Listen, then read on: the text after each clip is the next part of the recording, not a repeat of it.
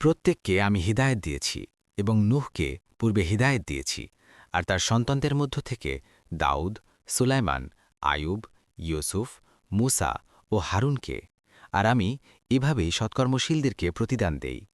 ৮৫ আর জাকারিয়া, ইয়াহিয়া, ঈসা ও ইলিয়াসকে, প্রত্যেকেই নেককারদের অন্তর্ভুক্ত।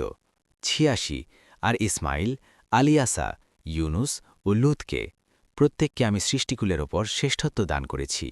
৮৭ আর আমি হিদায়ত দান করেছি তাদের পিতৃপুরুষ, বংশধর ও ভাইদের মধ্য থেকে, আর তাদেরকে আমি বাছাই করেছি এবং তাদেরকে সরল পথের দিকে পরিচালিত করেছি। ৮৮ এ হচ্ছে আল্লাহর হিদায়াত।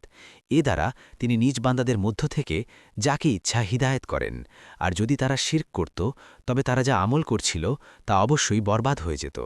৮৯ এরাই তারা যাদেরকে আমি দান করেছি কিতাব, হুকুম ও নবুয়ত।